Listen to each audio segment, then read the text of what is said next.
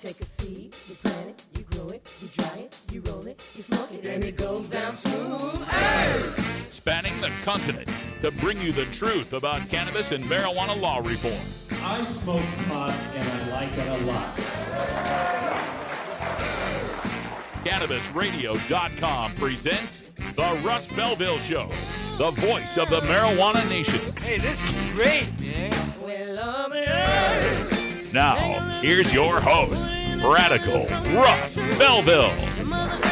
Good day, tokers and tokettes and non-toking lovers of liberty. It is Monday, May 2nd, 2016, and it's got to be 420 somewhere in the world.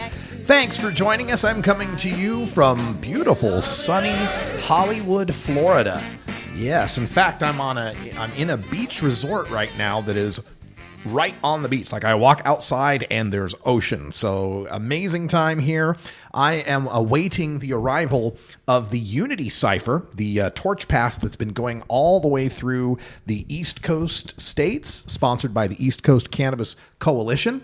They started in Portland, Maine, and made their way down each East Coast state, stopping and doing a event in each one. I caught up with them in South Carolina. I joined them in Columbia, South Carolina, and from there, the torch made its way to Atlanta, Georgia, and I joined the festivities there in Atlanta.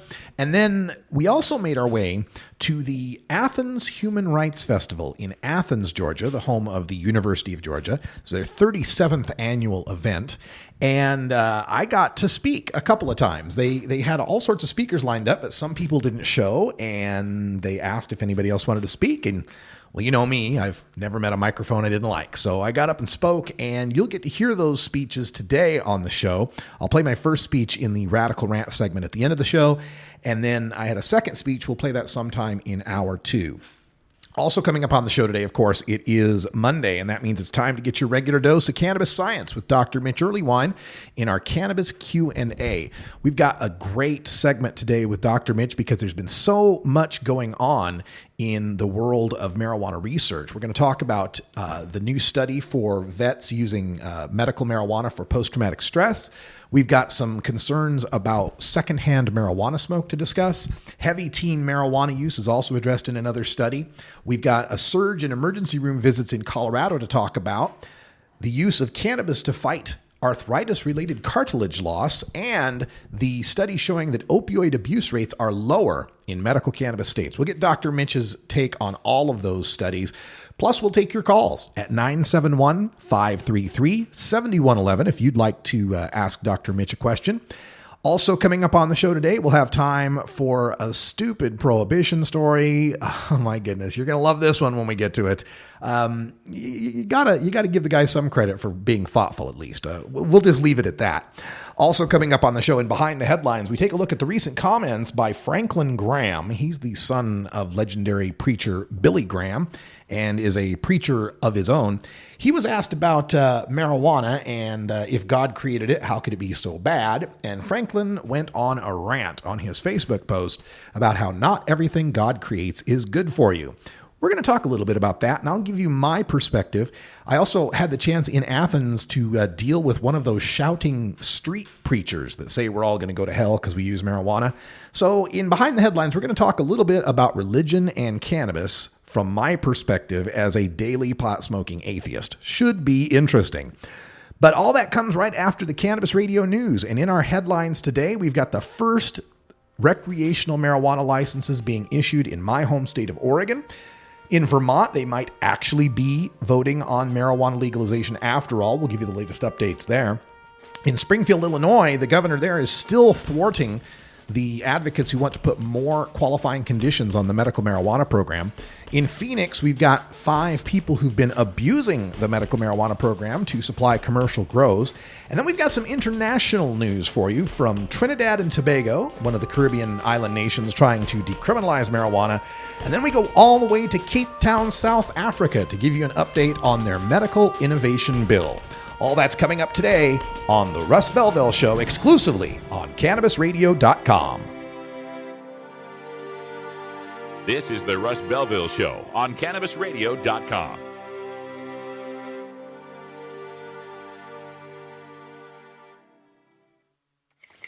How high do you like your profit margin? CannabisRadio.com. Dr. Dabber, hurry! Its temperature is shooting past 1,000 degrees Fahrenheit. It's burning up. I'm afraid for this little guy, it's just too late. What caused the problem? Only Dr. Dabber can maintain the perfect temperature for a smooth-tasting, slower burn. This standard vaporizer lost all of its health benefits, sending it up in smoke. So you're telling me that most vapor pens burn so hot they produce smoke, not vapor? Correct. Keep away from those standard vaporizer pens and turn to Dr. Dabber. Doctor's orders. Less heat, more flavor. Ignite the conversation on some trending topics along the Cannabis Radio social media network. Join our crew of thousands on our Cannabis Radio page on Facebook or at Canna Radio, C-A-N-N-A Radio on Twitter. Plus, look for our Facebook and Google Plus pages for all of our original programs and connect with Dr. Dina, Kyle Cushman, Dr. Mitch Earlywine, Nurse Heather, Doc Rob, the hosts of Ganjapreneur, and more. Connect with the growing Cannabis Radio social crusade at Canna Radio on Twitter or search for Cannabis Radio on Facebook, Google Plus, and Instagram and grow with us. You're not high. You're listening to the Russ Belville Show on CannabisRadio.com. The Supreme Court is wrong on the Second Amendment. Okay, maybe you're high, too. With over 6 years of experience in the industry, New Era CPAs is one of the nation's leading cannabis accounting firms, helping hundreds of growers, dispensaries, and ancillary companies with their tax, legal, and business strategies. New Era CPAs offices cover the West Coast from Seattle to San Diego, and their skilled team is always available to help you take your business to the next level. Visit neweracpas.com for more info and set up a consultation. Welcome to the New Era.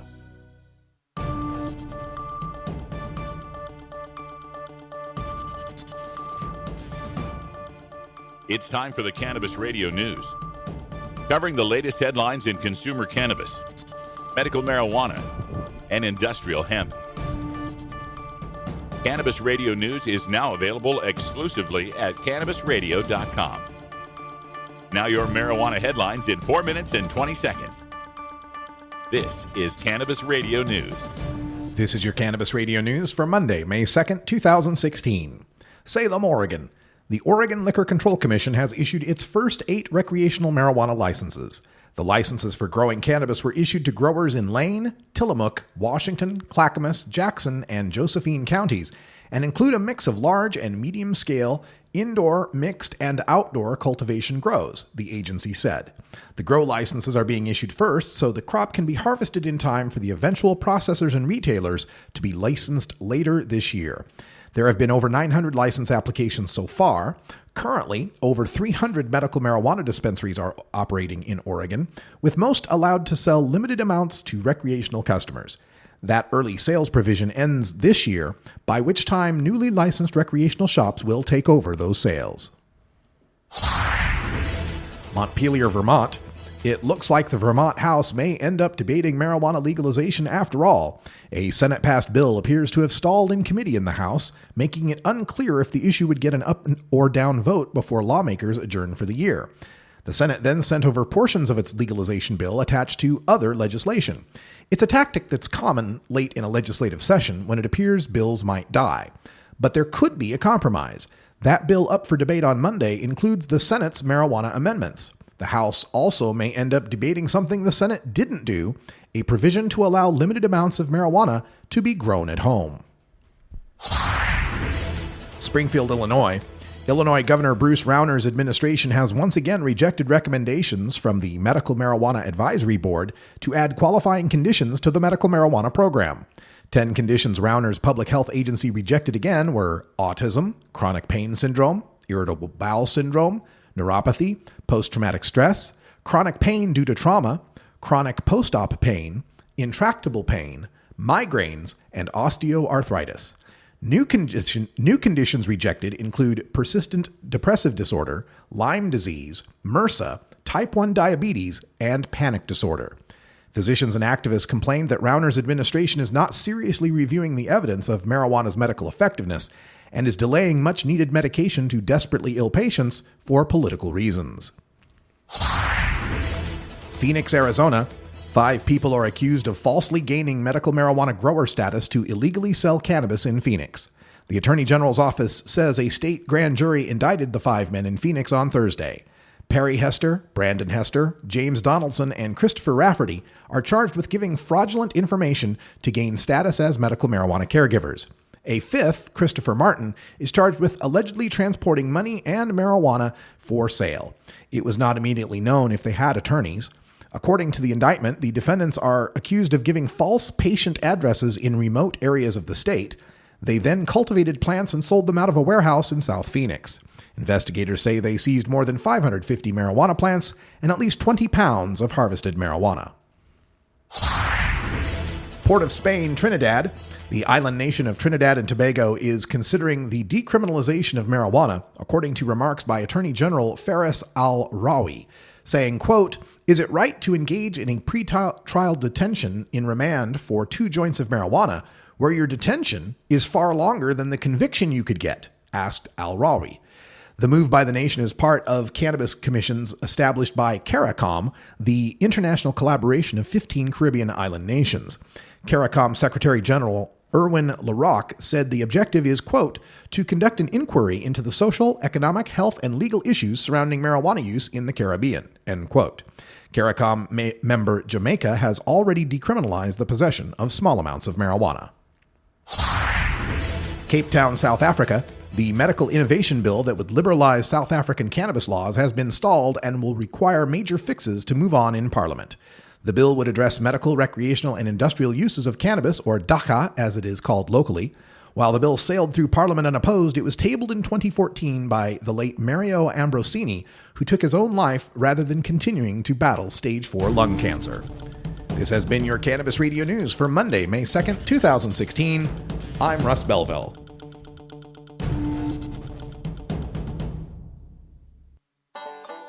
Seed to sale, clicks to conversions, and more. You're listening to the Cannabis Radio Network. The next generation of vaporizers has arrived. Vuber vaporizers are blazing the way with unparalleled technology for oil, concentrate, or dry flower pens. Providing unsurpassed customer service and expert craftsmanship, Vuber vaporizers use cutting-edge technology, providing a power-packed, smoother vapor with a lifetime guarantee. Experience vaporizing the way it was meant to be, the Vuber way.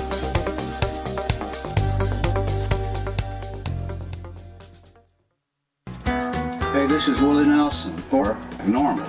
And I smoke pot and I like it a lot. I learned a long time ago that marijuana is a lot safer than alcohol. There's nothing wrong with the responsible use of marijuana by adults. It's time we stopped arresting and started respecting those who smoke marijuana responsibly. To learn what you can do to help, contact NORML at NORML.org or call toll-free 888-67-NORMAL. The Russ Belville Show, where the truth about marijuana gets more than a minute to speak. Coming soon to a city near you, Cannabis Finance Boot Camp.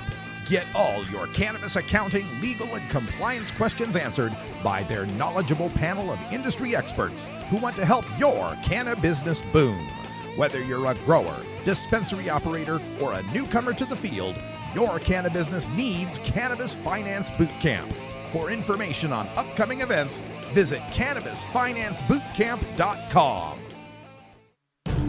The world of cannabis is evolving at a frenetic pace.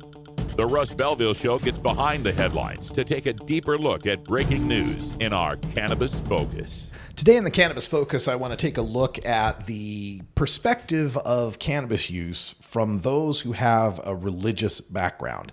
It comes to my mind because at this Athens Human Rights Festival that I attended just this last weekend, there was, well, it's typically a human rights festival. There's the Wiccan type folks. You'll have the marijuana legalizers. You've got the LGBT community and so forth. And that brought out one of those street preacher types. You've seen the guys. These are the ones that usually have a friend or two that are holding large signs that'll say that we're going to hell or we need to repent or whatever terrible thing. And then the one guy who is clutching a Bible and literally yelling at the people around him about what terrible sinners they are. And when this went down, I decided I had to take action because this guy was just kind of being bullying and kind of frightening people away from the event. Now, when I confront these street preacher types, you have to remember that I'm an atheist, but I'm a well-studied atheist. It's not that I'm anti-religion, it's just that I don't subscribe to it. But I understand it quite well. In fact, I found that I often understand these religions far better than the people that are yelling about them. So what I did is I took a piece of paper and I wrote out a couple of verses from the book of Matthew, chapter 6, specifically Matthew chapter 6, verses 5 and 6. It's the verses that talk about the hypocrites who preach on the street corners and pray on the street corners to show the world how pious they are and how God does not approve of that. God would rather have you pray in a closet. It's the pray in the closet verse for those of you who know your Bible. And I just held that there and had people laughing as they came by to take a look at it because they realized that I was calling him out as a hypocrite. And I didn't have to say a single word. And he tried to get me to engage him in some sort of verbal discussion, but all I had to do was stand there with the words from his own holy book that were showing what a hypocrite he was. I didn't have the time to look up some of the other verses. There's the famous verse about be mindful of the log in your own eye before you attempt to pick the speck out of someone else's. Another example of Jesus admonishing people for their false piety and for their public perception, but trying to paint themselves as being something greater than they are. And for that, that leads me to this story that came up today. Came up through the blaze.com, and it's from Franklin Graham. Now, Franklin Graham's the son of Billy Graham, and he's one of those big millionaire preachers in his own right. And it had to do about an NFL draft choice named Laramie Tunsil. And Laramie Tunsil is one of these NFLers, this draft choice, who once again got busted for marijuana. And one of the commenters was saying how stupid that was because, God created marijuana. Why is it so bad? This is what Franklin Graham had to say. God made it, so it must be okay, right? I don't think so. My last point about NFL draft choice Laramie Tunsil received several comments from people about cannabis or marijuana not being so bad. After all, God made it. Well, God made mushrooms, but there are some types of mushrooms so poisonous that just one could make you dangerously ill or kill you. God made tobacco, but research has long proven that smoking or chewing it is very harmful to your body, even deadly. Just because God made snakes doesn't mean they're harmless. I can tell you I'm not going to be picking up any rattlesnakes. Marijuana has been proven to be addictive, has many side effects, and can be harmful. We've all seen the results it can bring when it's misused. And then the rest of it is the typical, if you're a sinner, drop to your knees, pray to God. Here's some Psalms. Here's some Corinthians. Here's what a terrible person you are. Ask for forgiveness. And for me, this is quite telling in their arguments that Franklin Graham has to jump to poisonous mushrooms and deadly venomous rattlesnakes to make his point. He has to invoke things that are known to be dangerous and harmful in a serious, life-threatening way in order to try to scare people about something we all know is not life-threatening. This is the typical response that you get, not just from the religious type, but from a lot of people. You get it from the Kevin Sabets of the world that have to say, it's the next big tobacco or alcohol is so deadly. They can never stick to the point about marijuana itself. They can never stick to just evaluating marijuana. And for Franklin Graham, I would encourage him to check out page 1 of his holy book, Genesis chapter 1, verse 29. For I have given you all the herb-bearing seed, and it is for you to use as meat. Right there, herb-bearing seed. How much better a description of cannabis, at least old-time cannabis, these days we have sinsemilla, but what better description could you get of cannabis than herb-bearing seed?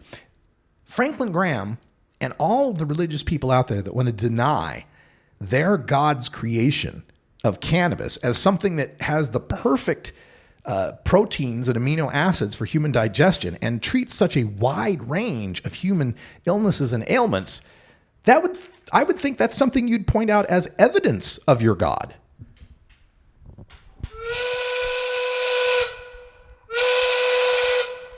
that was really horrible. Oh, you're always complaining. Now, again, like I told you, I'm an atheist. I don't care what any holy book says. As far as I'm concerned, I showed up on this planet. There were things on this planet growing out of it, and those are for me. No authority has the right to tell me what I do with my own body and my own mind with nature. We right back with a stupid prohibition story from Ohio when we return. Every strain, every sale, every medical study. Keep it right here on the Cannabis Radio Network. Great websites today need expert web design and development and need to be e-commerce ready and mobile friendly. But building a marketable and profitable website can be an uphill climb. Ready to make your new website or replace your existing website? Think Orange as the new way to get in the black. Orange Hill Development works with Fortune 500 companies and offer the same top quality development service at a fraction of what other providers charge. Brands like Absolute, Carlsberg, and Nestea trust Orange Hill Development. Find out why you should trust your website with Orange Hill. Contact Orange Hill for a consultation today at orangehilldevelopment.com. Tommy Chong is ready to cut through the smoke and change the tone of Tilk Radio. I hope everybody's got their vape pen handy or their pipe or their bong or whatever you use to do your medicine. But you don't, it's not a requirement. You don't have to be high for this show. Yeah, you do. Okay. I don't know who you're talking to. You have to be high to do anything. At least I do. I don't know about you. In fact, I've been high so long that being straight is another high. The Tommy Chong Podcast, only on CannabisRadio.com. Welcome to my world. You're not high. You're listening to the Russ Belville Show on CannabisRadio.com. And if standing for the Constitution make you a wacko bird, then I am a very, very proud wacko bird. Okay. Maybe you're high, too. Hey everybody, it's Radical Russ here from 420 Radio, inviting you to be like me and get your ink done at Lucky Horseshoe Tattoo, Fort Worth's most female-friendly, clean, sterile, awesome tattoo shop. Thomas and his crew are true artists who can design you a custom piece or use a design you bring in. Lucky Horseshoe Tattoo also offers all styles of tattooing as well as piercings and all-around fun. In the DFW area, stop by Lucky Horseshoe Tattoo and tell them Radical Russ sent you. Trust me, it'll feel awesome.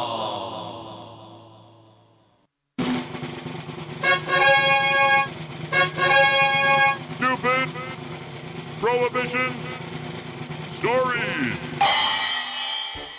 As a public service, the Russ Belville Show reminds you that smoking marijuana does not make one stupid.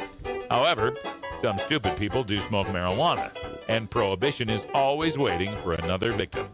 Learn your lesson from today's stupid prohibition story. With your stupid prohibition stories, I'm old-timey 1920s radio reporter Freddie Farrock. This just in, an Ohio man who got a police officer's help to find a bit of marijuana lost in his yard has been charged with misdemeanor drug abuse. The patrolman's body camera video shows an intoxicated man admitting he lost some marijuana. The patrol officer says he doesn't want children to find it and then locates it in the grass. The man asks if the police officer would throw it back on the ground. The officer refuses. Police say the officer had found the man stumbling along the road and tried to get him home safely. Some commenters suggested the man has an alcohol problem and criticized Alliance Police for sharing the video on Facebook. Captain James Hills tells the Akron Beacon Journal that it's just a lighthearted example of silly things people say to officers. I'm Freddie Farrock with your stupid prohibition story.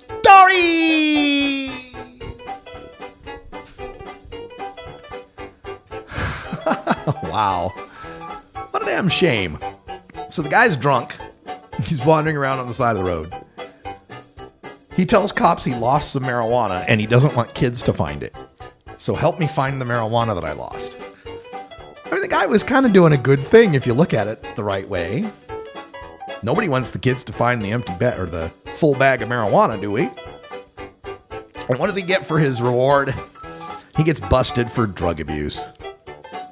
So I think the lesson that we've learned here from our stupid prohibition story today is if you lose your bag of marijuana, don't try to find it. Don't get the cops to try to help you find it, for God's sake. Just let it go lost. Let some kid find that weed. I mean, that's the incentive that this prohibition puts in front of this guy, really, doesn't it? These are the kind of unintended consequences that people don't think about when they think about marijuana prohibition. They don't think about how prohibition encourages people to do something more dangerous. Encourages people not to call poison control if they overdose. Encourages people not to try to get help finding a lost bag of weed. That's why we continue to fight to end this marijuana prohibition, is so that these stupid stories don't have to happen anymore. That people's ill-advised use of marijuana or mistaken comments to a police officer don't end up taking up that cop's time, don't end up costing the taxpayers money, and don't end up putting a serious kink in someone's life, really kind of putting the screws to them as far as a fine and a criminal record. It doesn't make a whole lot of sense, does it? All right, we're going to take a break, and when we come back, we'll get Dr. Mitch Earlywine on the line. We're going to discuss some cannabis Q&A here. And if you've got any questions for Dr. Mitch, you can start putting them into the chat room right now, because it takes me a little while to scroll through that and find them all. We got all sorts of stuff coming up about marijuana and PTSD, marijuana and arthritis, marijuana and opioid abuse. So stay tuned, get your questions in while you can. I'm Radical Russ, live from Hollywood, Florida. Be right back after this.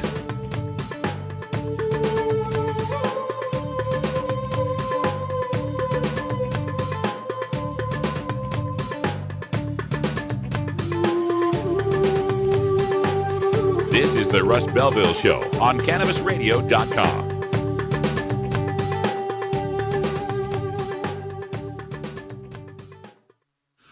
We have your smoking section right here. This is the Cannabis Radio Network. Dr. Dabber, hurry! Its temperature is shooting past 1,000 degrees Fahrenheit. It's burning up. I'm afraid for this little guy, it's just too late. What caused the problem? Only Dr. Dabber can maintain the perfect temperature for a smooth-tasting, slower burn. This standard vaporizer lost all of its health benefits, sending it up in smoke. So you're telling me that most vapor pens burn so hot they produce smoke, not vapor? Correct. Keep away from those standard vaporizer pens and turn to Dr. Dabber. Doctor's orders. Less heat, more flavor. NORMAL stands for Responsible Adult Cannabis Use. If cannabis use is causing problems in your life, consider taking a break or seeking medical assistance. Consider ceasing cannabis use if you have a family history of mental illness. Don't drive or operate heavy machinery while impaired by cannabis use. Cannabis use is not without risks, even though the risks may be far less than those posed by legal drugs. You're not high. You're listening to the Russ Belville Show on CannabisRadio.com. I also believe we need a fence. The problem is if El Chapo builds a tunnel under the fence, we have to be able to deal with that too. Okay. Maybe you're high, too. Are you playing an acoustic guitar but want to be louder without an amp? Try a resonator guitar. The fingerboard extension has National Resophonic and other resonators, square necks and round necks. Stop by the Fingerboard Extension downtown Corvallis at 120 Northwest 2nd Street today, or check out its inventory on the web at fingerboardextension.com. Go wild hog in the woods.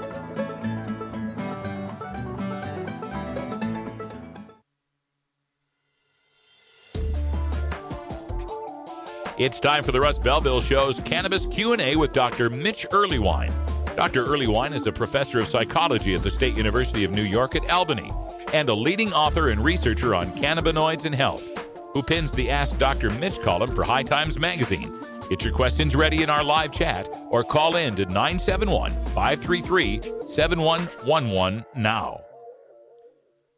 Welcome back, everybody. Time for our cannabis community chat here, our cannabis Q&A with Dr. Mitch Earlywine. We're hooking up on the Skype right now. I was just calling his phone and there was no answer there, so we'll get him here on Skype with Dr. Mitch Earlywine. Got a lot of studies to go over with Dr. Mitch today. Plus, we'll be taking your questions here in the chat room. If you'd like to get your questions in, please do that as quick as you can so that we can ask these of Dr. Mitch. Still waiting for the connection to happen. There we go. Looks like we got Dr. Mitch on the line. So, Hey, welcome back, Dr. Mitch. So glad to have you here. And I'm trying to set the microphone so you can hear me, and my machine is going very slow.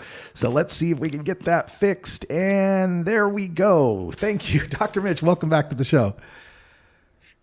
Good to be back. All right. So happy May to you. And we've got a lot of topics to cover here. And we've also got people that are giving us some questions in the chat room. So let me get to a chat room question real quick. What is your opinion on these requests or these comments by the DEA talking about rescheduling? Michael Hughes wants to know, do you think the DEA will reschedule cannabis to Schedule 2? I'm afraid they will, and unfortunately, it's really not going to be much help. Yeah. I've also heard some talk about a possible designation of a Schedule 1R, where they'd have a special research designation. Have you heard of this? I've heard about it. We've never really had many good examples of it in the past, and I'm not clear that it's going to necessarily decrease the red tape or improve accessibility for research. Yeah, that's always going to be the problem in any sort of Schedule 1 designation. John Thomas has a question for us. He says, since we have now heard that regular marijuana consumption can help prevent Alzheimer's, is it time to start saying regular marijuana use can have preventative health benefits, especially for aging adults?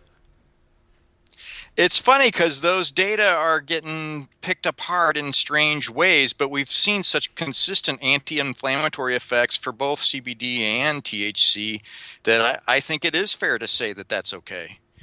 All right. In truth, what do you have to lose once you're about 70? You know? That's right. Like I've told people quite often, I'm saving heroin for my 80s. I figure if you're 80, what are you worried about, right? Doug Stanhope's been saying that for years. Yeah.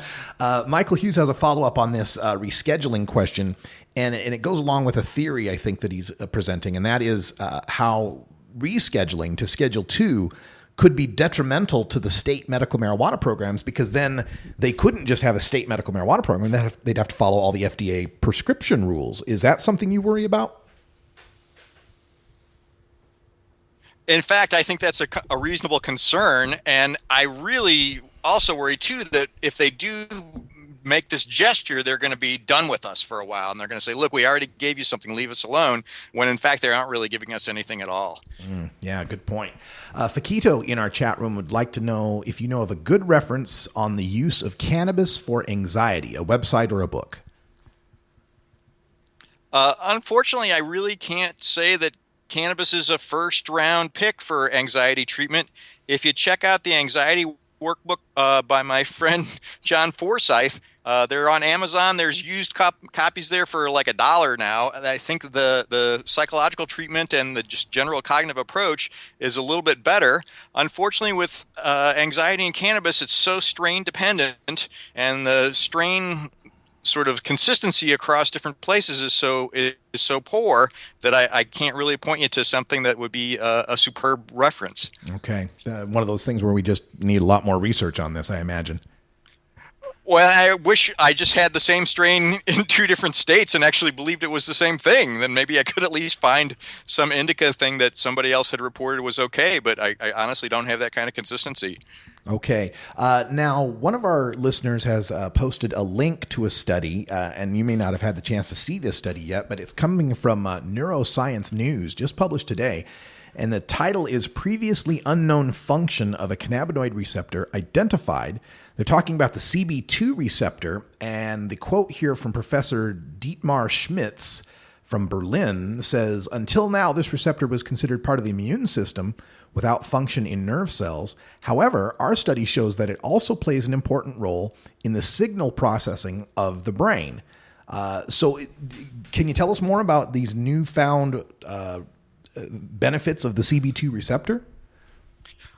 Well, so the clincher here is that this will essentially has already appeared in the immune system before, and we've already known that sort of CB2 receptor is around. Nobody else has isolated it in a nerve cell before, And I'm actually a little skeptical, so I want to see if this is going to replicate. I think this is a great research team, but I just need to be able to see somebody else actually find this before we can jump up and down. But I'm super excited because if this is true, it actually does open up some interesting implications for a number, like 80 other cannabinoids that we never even hear about. All right. That's very promising then. We'll keep an eye on that. Now let's get to some of the studies that have backed up over the past couple of weeks since we haven't talked. The first big news study, of course, is the DEA approval of smoked cannabis for veterans with post-traumatic stress. And one of the headlines I saw on this was, DEA finally approves one legal method of smoking pot. So what do you think about this study taking place?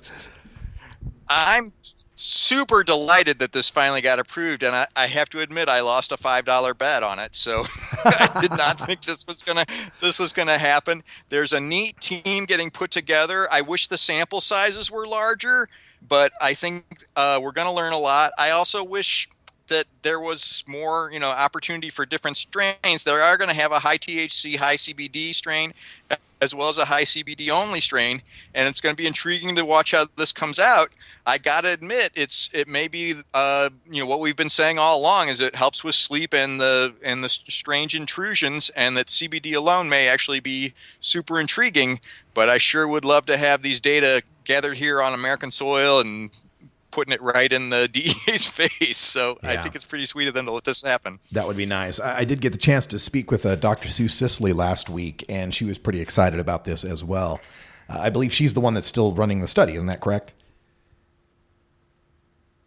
I'm not at liberty. I know she's going to be involved. It's pretty clear that she's not going to be the only principal investigator. Okay. We'll keep it at that. Now, on to some scare studies. There's been some scare studies that have come out lately, and lately I've been hearing this one about secondhand cannabis smoke. This study coming from GenEng News says secondhand marijuana smoke becoming rising health concern for children, and it references children that are brought into Denver hospitals with coughing and wheezing. They're finding they're more likely to have been in households with cannabis smoke.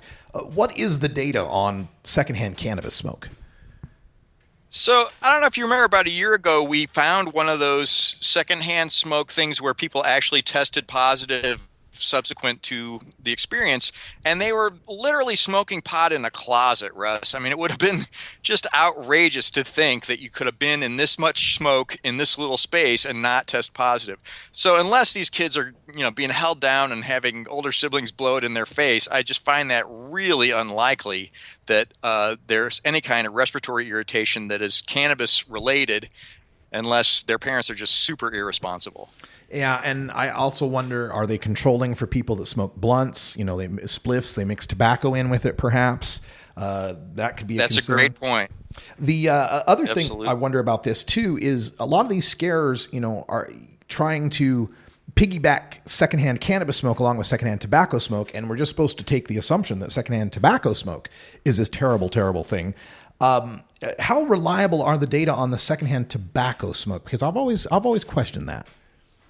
Jacob Sullum did a great report on that years ago and pointed out that, for example, the data were always that, the wives of smokers ended up being more likely to get respiratory irritation themselves. And then you found out later, oh, by the way, they were actually sneaking cigarettes all along.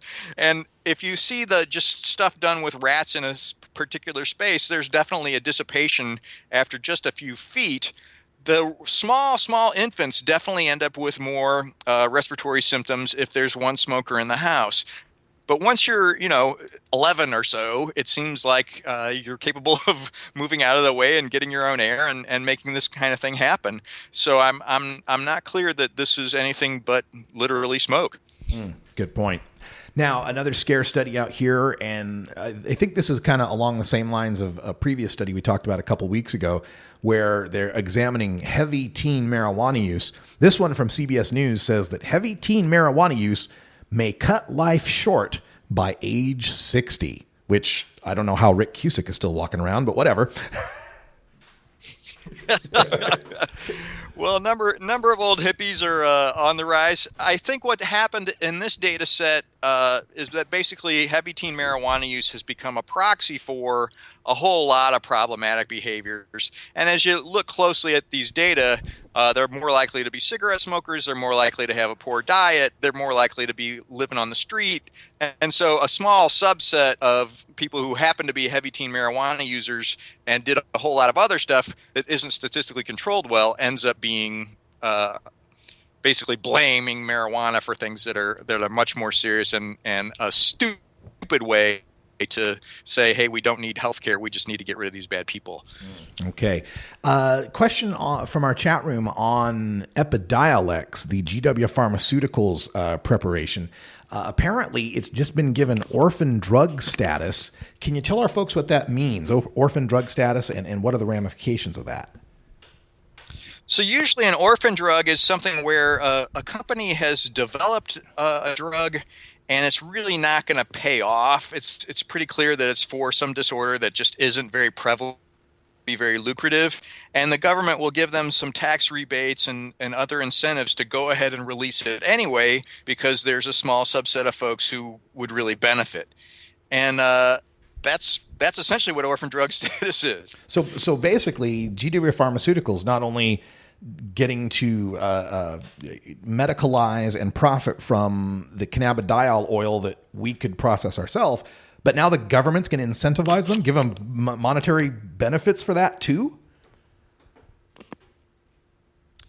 Well, so if they can make that fly, they would actually get certain tax breaks based on this orphan drug status for this. Not really clear that it's going to happen, but it should make their stock do well. Yeah. All right. Let's take a look at this one coming from Politico.com, which points out that emergency room visits for marijuana for kids and others have surged in Colorado, according to this new study. But I'm really happy about the tag they added to this headline, which is, "But declining stigma at play." You know, referring to what we've talked about a lot, which is now that it's not illegal, you can actually report this stuff. What do you think about this? I'm delighted that they were willing to include that alternative explanation. And they do point out that we really don't have identically gathered data sets pre and post legalization. So it's all kind of a guessing game. And I certainly wish that somebody had done this unmatched count technique with cannabis use that I have used in some studies here in New York, with a big sample there in Colorado before and after legalization started, because I think we would see that, in fact, this is a change in self-report bias, not a marked increase in use. All right. Another great study coming out here says that cannabis can fight arthritis-related cartilage loss. So we're not even talking about, relieving the pain or the stiffness, but actually fighting the loss of cartilage. What can you tell us about this? It's interesting because they presented this as if we've always known, every stoner knows that cartilage loss is prevented. And no, we really didn't know that at all. This is still in sort of the petri dish stage, and they're not using cannabis. They're using one of these crazy CB1 agonists. But it really does look promising. And, anybody who's had knee surgery would probably do okay to go to bed with tincture. Okay. And our final study that we rounded up for the day, opioid abuse rates are lower in medical cannabis states. This is our own Paul Armentano from NORML reporting on this. And it sounds like it's just confirmation of some other data that we've collected. Well, we've basically seen this now 3 times, and I think it's impressive enough to motivate more medical cannabis law, because it's either abuse rates or, opiate-related deaths, and both of those are just super big issues now. So I'd be delighted to see a federal medical cannabis bill based on this alone, and I think a whole lot of congressional reps could get behind this without having to risk like they're sounding like they're soft on crime or something. All right. Well, thank you, Dr. Mitch. And folks, remember, Dr. Mitch is the host of the Burning Issues podcast here on CannabisRadio.com. Check that out. Your latest episode, who can we check out on your latest episode? Oh, Becca Williams from Straight Talk TV, and she's a real pistol. It was a real fun interview, and I have a nice section called basically how to take care of yourself in the art of activism, and I think folks will get a big kick out of it, so thanks for letting me give it a plug. Oh, absolutely. And folks, if you want to get your questions into Dr. Mitch in private, you can do so through email at 420research@gmail.com. That's 420research@gmail.com. Thanks, Dr. Mitch. We'll talk to you next week. Looking forward to it. All right, stay tuned, folks. We've got my speech at the Athens Human Rights Festival coming up next in the Radical Rant. This is the Russ Belville Show on CannabisRadio.com.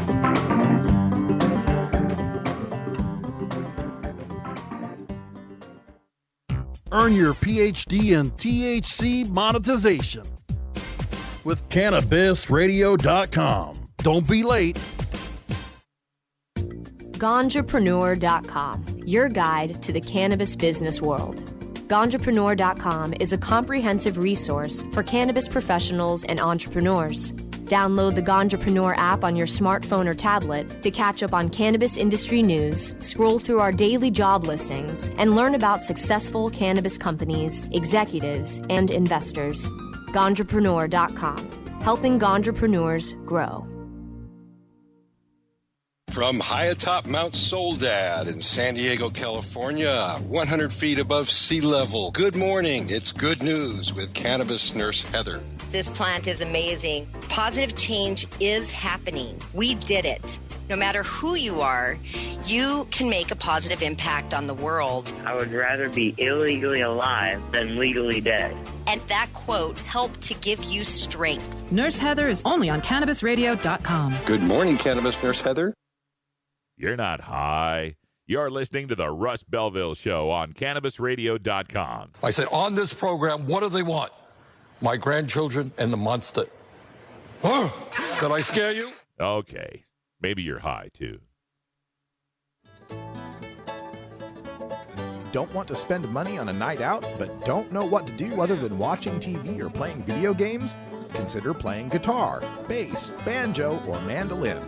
The instrument will give you hours of entertainment with friends with minimal expense. Stop by the Fingerboard Extension downtown Corvallis at 120 Northwest 2nd Street today, or check out its inventory on the web at fingerboardextension.com.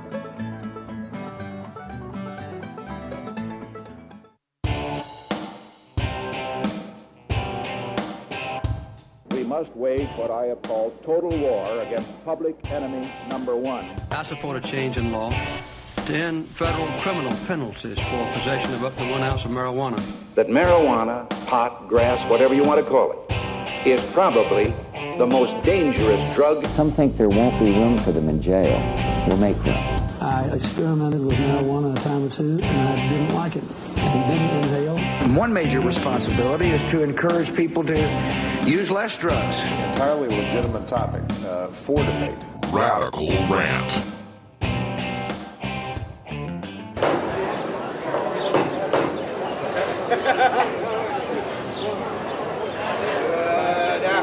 It's not on. I'm taken out to Athens, Georgia, this last weekend where I appeared at the Athens Human Rights Festival. Get this audio pulled up for you here. Russ broke it. Check. There we go.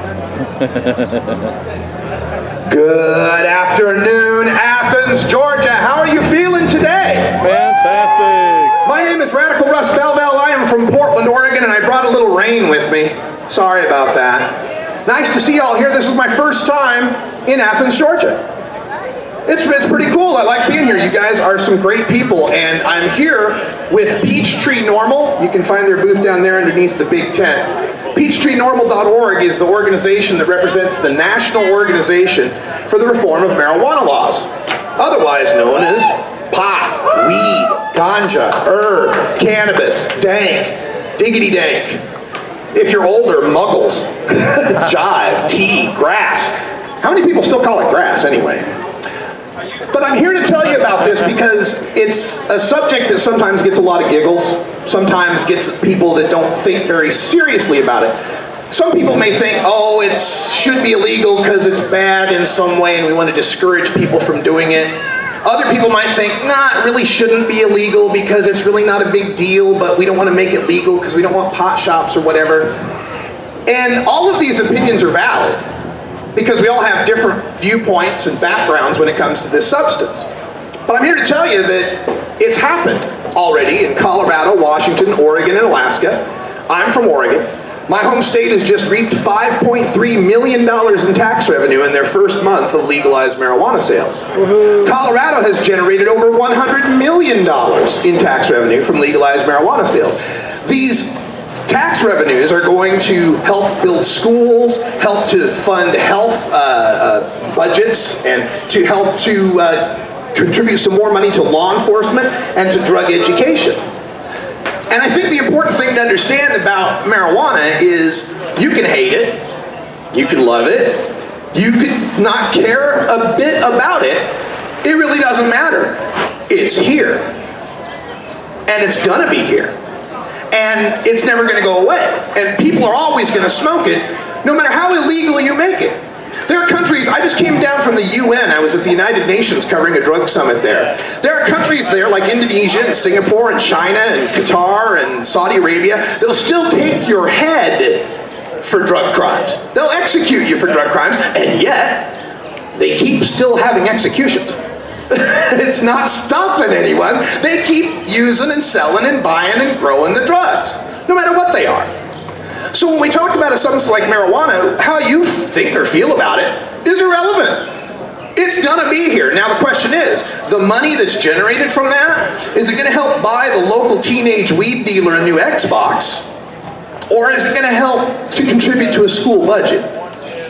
Are the people growing it gonna settle their disputes with guns and warfare and violence? Or are they gonna settle it with lawsuits in a court, in a civil court? And I can tell you from my own experience being in Portland, Oregon, that after we legalized marijuana, and we now have in my home city of Portland over 200 shops where people can walk in and buy marijuana like they buy liquor. IDs are checked. No kids are in these stores. The stores have frosted glass windows so you can't even see what's in them.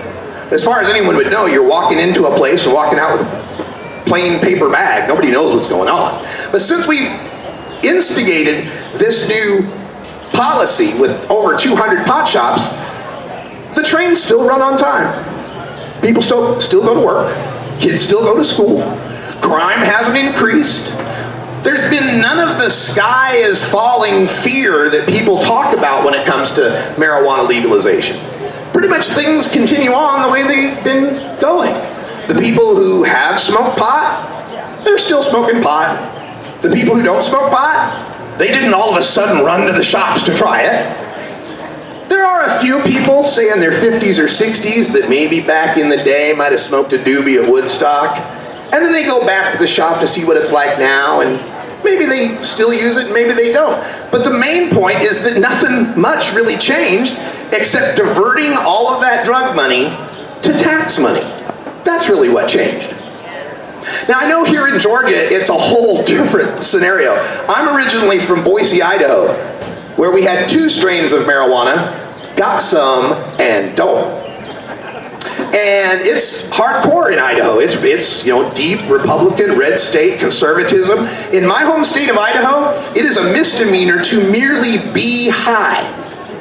Like you don't even have to have weed on you. If you test dirty on a pee test, it's a misdemeanor that gets you 3 months in jail. So I know what it's like to live in a place where law enforcement and society don't look very appreciative toward this particular substance. And that's where I like to remind people that we're talking about something that is scientifically, objectively, no argument, safer than alcohol. Far safer than alcohol. Yeah. Now, I'm not anti-alcohol. I like my occasional beer, cider, whiskey, wine, cocktail. But I think if we figured out that we can have, how many places right on this street, right now, I see alcohol being drank right now. And they're not rioting, they're not going crazy, they're just sitting and having a good time. And the thing that can exist with marijuana as well. Instead of forcing people to hide, instead of costing them their jobs, costing them their kids.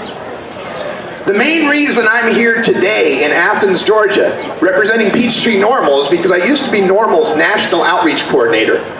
I got a phone call from a lovely Southern woman one day who was telling me about how her daughter got pulled out of bed in a SWAT raid because some guy who had weed got popped by the cops and he started telling the cops where they'd been, and they'd been at her house, and so here come the cops with their automatic weapons pulling the girl out of the bed by her hair She's right back there watching me. Pulling her out of the bed by her hair, holding automatic weapons to her head over, what was it, 0.3 of a gram, 3 grams, something? 1.5 grams. 1.5 grams, or as I call it, out of marijuana. Out of marijuana. Now, the people in the town were shocked once they found this out. She's an upstanding member of the community, businesswoman. Everybody knows her. It's a small town in Georgia. And nobody could believe this level of prosecution, this level of police involvement, of violence, the threat of death here. And because she had a tomato light, you know, if you've ever grown indoor tomatoes or something, she had an old tomato light in her garage, sitting there, dusty, never been used for years. Cops found that and said, aha, marijuana grow operation. Marijuana kingpin. And her 19-year-old daughter was looking at 26 years in prison. 26 years. Hey, don't walk in front of the camera. Because some guy at a party got caught with weed and said he was at this house, and then went to that house and they found an old light in the garage, and next thing you know, your regular, rural, conservative Christian mom is having to deal with a daughter that might have to go to prison for 26 years. Now, fortunately, has some means, has some money, can get a lawyer, got all these things taken care of. But we're not all that fortunate. In the state of Georgia and all throughout the United States, marijuana prohibition is enacted in a disgustingly racist fashion. The ACLU has found that the likelihood of a black person getting arrested for marijuana is 4 times greater than someone pale like me. In some counties and cities around the United States, it can be as high as 13 to 16 times greater chance.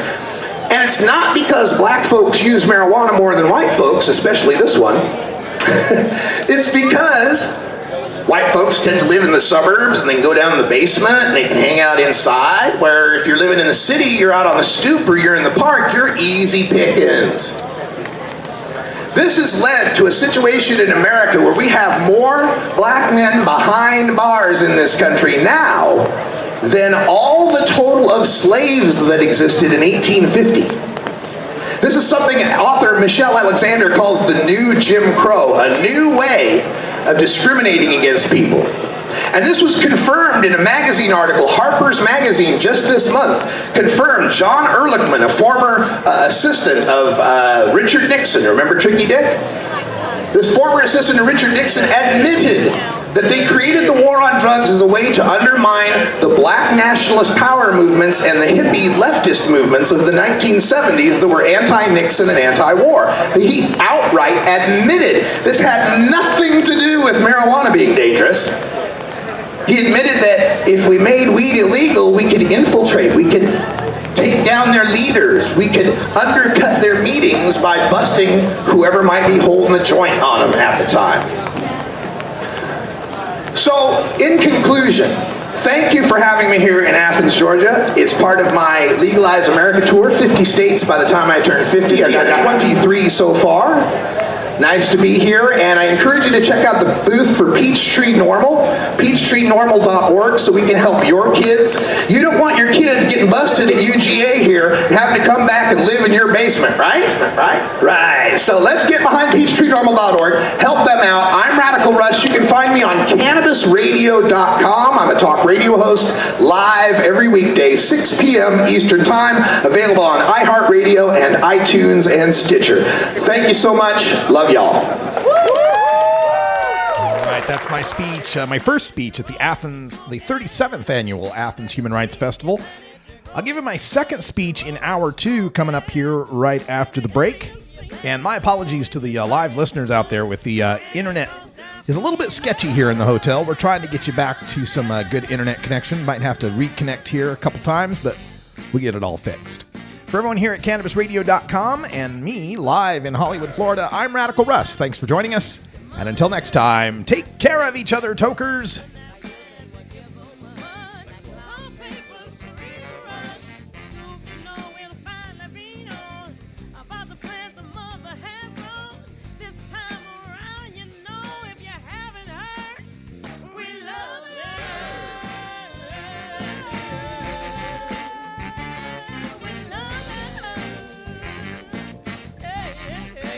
This is the Russ Belville Show.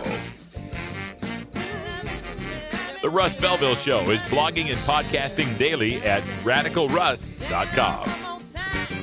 You take a seed, you plant it, you grow it, you dry it, you roll it, you smoke it. You take a seed, you plant it, you grow it, you dry it, you roll it, you smoke it. You take a seed, you plant it, you grow it, you dry it, you roll it, you smoke it, and it goes down.